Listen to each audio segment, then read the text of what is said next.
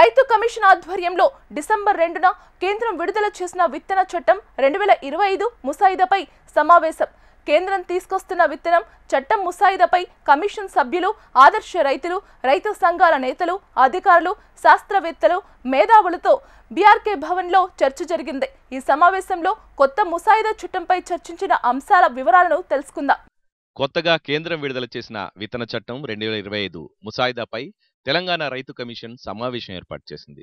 ఇందులో కమిషన్ సభ్యులు, ఆదర్శ రైతులు, రైతు సంఘాల నేతలు, అధికారులు, శాస్త్రవేత్తలు పాల్గొని కేంద్రం ప్రతిపాదించిన చట్టంపై తమ అభిప్రాయాలను తెలిపారు.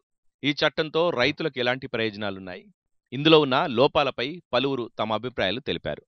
విత్తన నాణ్యత విషయంలో కఠినంగా ఉంటూనే నష్టపోయిన రైతులకు పరిహారం అందేలా రూపకల్పన చేయాలని రైతు కమిషన్ చైర్మన్ కోదన్ రెడ్డి అన్నారు. చట్టం చూస్తే కూడా ఈ చట్టం వెనకాల బహుళ జాతి కంపెనీల పెత్తనం ఉన్నది, ఒత్తిడి ఉన్నది అనే రకంగా మాకు అర్థమవుతుంది. అందువల్ల ఏదేమైనా భవిష్యత్తులో రైతుకి ఎక్కడైనా ఏ కంపెనీ అయినా విత్తనం కొంటే, విత్తనం కొన్న తర్వాత దున్నుతాడు, విత్తనం వేస్తాడు, పెట్టుబడి పెడతాడు, తీరా ఖాతా పూతా వచ్చేటప్పటికి పండదు. అప్పుడు ఇబ్బంది వస్తుంది. అప్పటికే వేల రూపాయలు పెట్టుబడి పెడతాడు. ఇదంతా ఇంతకాలం తెలంగాణ రాష్ట్రం ఏర్పడ్డ తర్వాత మరీ విచిత్రమైన విషయం ఏంటంటే విత్తనాల మీద నియంత్రణ లేదు, విత్తనాల ధర నిర్ణయించే వ్యవస్థ లేకుండా అయిపోయింది. పూర్తిగా ఈ బాధ్యతలన్నీ కూడా విత్తన కంపెనీల వాళ్లకు అప్పటి ప్రభుత్వం ఆ అధికారాలన్నీ కూడా వాళ్ళకి ఇచ్చింది. ఇంతకాలం అనుభవించిండ్రు. కానీ ఈరోజు రాష్ట్రంలో ఏ నోట విన్నా విత్తన చట్టం రావాలి అనే మాట మాట్లాడుతున్నప్పుడు బాధ్యతగా వ్యవసాయ రైతు కమిషన్ మేము ఈ చట్టం విషయంలో కమిషన్కు బాధ్యత ఉన్నది కాబట్టి ఈరోజు రాష్ట్రం బయట రైతులు, శాస్త్రజ్ఞులు, అగ్రికల్చర్ ఆఫీసర్లు, ఎన్జిఓలు ఒకరేమిటి అందరినీ సంప్రదించి ఈరోజు విస్తృతంగా చర్చ జరిగింది. ఇంకా దీని విషయంలో ఇంకా ఏమైనా మిగిలిపోతే మాట్లాడి సమగ్రమైన చట్టము రేపు రావాలి అనే మాట అగ్రికల్చర్ కమిషన్ ఇందులో ఏ సవరణలు చేయాలి అనేది ఇంకా సంపూర్ణంగా వివరంగా మాట్లాడిన తర్వాత దాన్ని ఎవరికి ఇవ్వాలి, ఎట్లా ఇవ్వాలి, ఏం చేయాలి అనేది కమిషన్ ఒక నిర్ణయం తీసుకున్న తర్వాత మొట్టమొదటగా కమిషన్ తన బాధ్యతగా ప్రభుత్వానికి అందజేస్తుంది. తెలంగాణ రాష్ట్రంలో అధిక శాతం విత్తనోత్పత్తి జరుగుతుంది. ఇందుకు అనుగుణంగా రాష్ట్ర ప్రభుత్వాలకు అనుకూలంగా హక్కులు ఉండేలా చట్టం రూపకల్పన చేయాలని seed corporation chairman Anvesh Reddy అన్నారు. విత్తన అభివృద్ధి సంస్థ చైర్మన్గా మా అభిప్రాయం మేము కూడా అందులో చెప్పడం జరిగింది. ప్రధానంగా ఈ ఏదైతే బిల్లు వచ్చిందో 60 సంవత్సరాలుగా ఈ విత్తనాలకు సంబంధించినటువంటి బిల్లు ఏదైతే ఉందో 1966లో తర్వాత కొంత మార్పులు చేర్పులు చేసుకుంటూ వచ్చినప్పటికీ కూడా ఎక్కడ కూడా పూర్తి స్థాయిలో రైతులకు ప్రయోజనం చేకూరే విధంగా ఎక్కడ కూడా ఎప్పుడూ చట్టం పూర్తిగా కాలేదు. ఇప్పుడు తీసుకొచ్చినటువంటి ఈ డ్రాఫ్ట్లో కూడా ప్రధానమైనటువంటి అంశం రైతులకు విత్తనం తీసుకొని రైతు పంట వేసిన తర్వాత ఏదైతే నష్టం జరుగుతుందో జరిగినప్పుడు నష్టపరిహారం ఇచ్చేటటువంటి ఈ అంశం ఎక్కడ కూడా దాంట్లో పొందుపరచలేదు. అట్లనే విత్తనోత్పత్తికి సంబంధించినటువంటి రైతుల విషయంలో కూడా కాంపన్సేషన్ అందులో పొందుపరచలేదు. అంటే ఇది కంప్లీట్గా కంపెనీలకు లాభం చేకూరే విధంగా ఈ డ్రాఫ్ట్లో ఉంది కాబట్టి ఈ డ్రాఫ్ట్లో ఉన్నటువంటి అంశాలను మార్పులు చేర్పులు చేయాల్సిన అవసరం అనేటువంటి ఒక చర్చ చాలా లోతుగా జరిగింది.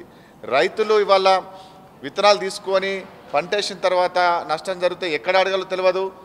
ఆ నష్టపరిహారం ఇప్పించేటటువంటి వ్యవస్థ కూడా ఎక్కడ లేదు. కాబట్టి ఆ వ్యవస్థను పొందుపరిస్తేనే ఈ రైతులకు న్యాయం జరుగుతున్నటువంటి దిశగా ఇవాళ అందరు కూడా మాట్లాడడం జరిగింది. మరి రాష్ట్ర ప్రభుత్వం కూడా అదే కోరుకుంటా ఉన్నది.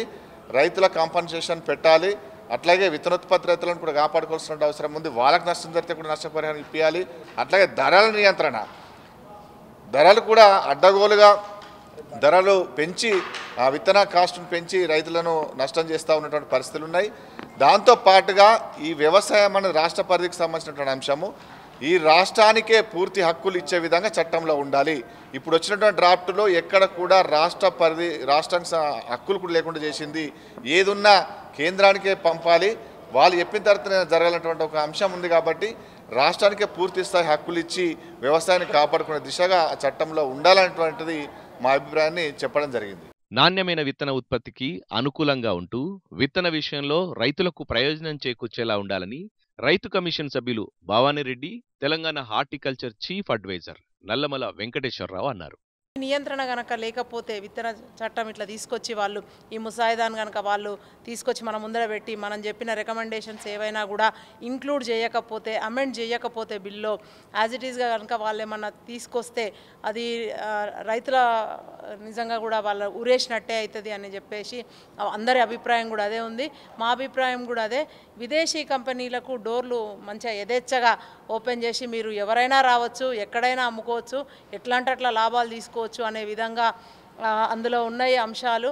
సో రైతుల పక్షాన ఎక్కడ కూడా మెన్షన్ చేసింది లేదు. ఇందాక చైర్మన్ గారు చెప్పిన అన్వేష్ రెడ్డి గారు వెల్ సెడ్. సో దానికి ప్రొడక్షన్ దగ్గర నుంచే కాదు, ఎక్కడ ఫెయిల్ అయినా కూడా అది ఫెయిల్యూర్ కింద తీసుకుంటూ అందులో ఏముంటాయి విత్తనంలో స్పూరియస్ సీడ్, మంచి విత్తనం, రెండే రకాలు కదా.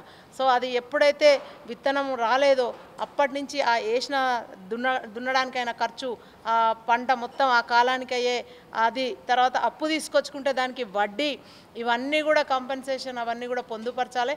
ఇంకొక చక్కటి విషయం ఇంకొకరు కూడా గెస్ట్ ప్రస్తావించిండ్రు. అదొకటి ఏంటంటే ఈ ఏమంటారు కంటెంప్ట్, వాళ్ళు ఎప్పుడైతే ఆ లాలు అన్నీ పొందుపరిచినప్పుడు దాని లూప్ హోల్స్ ఆధారంగా విత్తన కంపెనీలకు మీరు ఖచ్చితంగా మీరు కంపెన్సేషన్ ఇవ్వాలని చెప్పినాక కూడా వాళ్ళు కోర్టు ఆదేశాలు ఇచ్చిన తర్వాత కూడా దాన్ని వాళ్ళు కంటెన్ చేస్తే ఎట్లా, వాళ్ళు ఆదేశాలు అమలు పరచకపోతే కూడా మళ్ళా వాళ్ళను ఏ విధంగా చర్యలు తీసుకోవాలనేది కూడా ఇందులో పొందుపరిచి ఉంటే బాగుండేది. అదొకటి. ఇట్లా రకరకాల మిశ్రితమైన అన్ని రకాలు సజెషన్స్ మాకు రావడం జరిగింది. ఎక్కడైనా కానీ వ్యవసాయానికి ప్రధానమైనది విత్తనం. 1966 వరకు కూడా ఈ దేశంలో విత్తనం రైతు చేతిలో ఉంది. ఏ పంట పండించాలన్నా ఆ పండినటువంటి పంటలో నాణ్యమైన వాటిని సెలెక్ట్ చేసుకొని వాటినే దాచుకొని వాటినే విత్తనంగా వాడుకొని వ్యవసాయం చేయడం జరిగేది. అప్పుడు విత్తనాలు పంచుకోవటం తప్ప విత్తనాలు కొనడం అనేది లేదు. ఎప్పుడైతే ఆనాడు ఉండటం ప్రభుత్వం ఫుడ్ సెక్యూరిటీ పేరుతోని హరిత విప్లవం తీసుకొచ్చి, హరిత విప్లవం పేరుతోని హైబ్రిడ్ విత్తనం తీసుకొచ్చి ఆ హైబ్రిడ్ విత్తనాన్ని రైతాంగం మీద రుద్ది మా రైతుల దగ్గర ఉన్నటువంటి దేశవాళీ విత్తనాలన్నీ పోయిన తర్వాత ఆ హైబ్రిడ్ విత్తనం ప్రభుత్వ రంగ చేతుల్లో కొంతకాలం నడిచింది. ప్రభుత్వ రంగ చేతుల్లో ఉన్నటువంటి హైబ్రిడ్ విత్తనాన్ని బహుళజాతి కంపెనీలు, మోన్సాంటో లాంటి అమెరికా కోట్లాది రూపాయల కంపెనీలకి ఆ విత్తనం పోయిన తర్వాత ఇవాళ వాళ్ళు మోనోపలీగా విత్తనాన్ని వాళ్ళు ఇష్టం వచ్చినట్టుగా వాళ్ళ ధరని నిర్ణయించుకొని వాళ్ళు రైతాంగానికి అమ్ముతాం అన్నారు. ఆ దశలో వచ్చినటువంటి చట్టం 1966లో, 66 నుంచి ఇంతవరకు చట్టం లేదు. 2004లో ఒక ముసాయిదా వచ్చింది, 2025లో ఇప్పుడు ఒక ముసాయిదా వచ్చింది. మధ్యలో 3 ముసాయిదాలు ఉన్నాయి. అంటే 4 నుంచి 20 ఏళ్లలో ప్రభుత్వాలు మారుతూ ఉన్నాయి, పార్టీలు మారుతూ ఉన్నాయి. వాళ్ళు పార్టీలు మారినప్పుడల్లా కొంత ప్రయత్నం, ఓ ముసాయిదాన్ని పంపించడం, చర్చకు దాన్ని ప్రవేశపెట్టడం, ఆ తర్వాత దాన్ని ఆ పార్లమెంటరీ కమిటీ అనో దానికి పెట్టేసి ఆ చట్టాన్ని బుట్టదాఖలు చేయడం తప్ప చట్టం ఇంతవరకు రాలేదు. మేము గతంలో 2004లో ముసాయిదా చట్టం వచ్చినప్పుడు ఆనాడు ఉమ్మడి ఆంధ్రప్రదేశ్లో మొత్తం రైతు సంఘాలన్నీ ఏకమై, ఇక్కడ కాంగ్రెస్ ప్రభుత్వం ఉంది రాష్ట్రంలో, కేంద్రంలో కూడా కాంగ్రెస్ ప్రభుత్వం ఉంది. అయినా ఆనాడు మరి కిసాన్ కాంగ్రెస్ నాయకుడిగా ఉన్నటువంటి కోదండరెడ్డి గారు, ఆయన నాయకత్వంలో, అదేవిధంగా ఆనాడు వ్యవసాయ శాఖ మంత్రిగా ఉన్నటువంటి రఘువీరారెడ్డి గారు అఖిలపక్షంతో అన్ని రైతు సంఘాలను పిలిచి ఉమ్మడి ఆంధ్రప్రదేశ్ నుంచి ఢిల్లీ వెళ్ళి పార్లమెంట్ జరిగేటప్పుడు మన్మోహన్ సింగ్ గారి దగ్గర నుంచి మొదలుపెట్టి అన్ని పార్టీల ఫ్లోర్ లీడర్ల దగ్గరికి కలిసి మీ ముసాయిదా తీర్మానం అనేది ఇది విత్తన కంపెనీలకు అనుకూలంగా ఉంది. దీన్ని రైతు ప్రయోజనాలకు అనుగుణంగా పెట్టాలి. ఇగో ఈ సవరణలు చేయండి అని చెప్పి మేము అందరికీ ఇవ్వడం జరిగింది.